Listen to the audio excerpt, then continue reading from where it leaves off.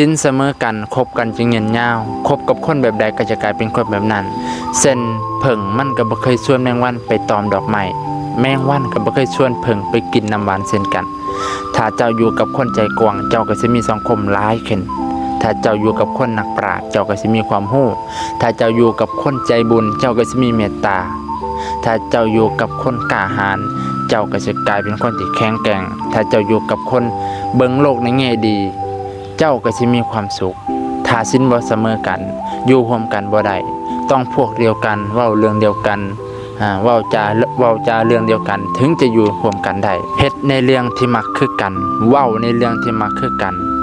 เฮาสนิทชิดเชื่อกับผู้ใดนั่นแปลว่าเฮาจะกลายเป็นคนแบบนั้น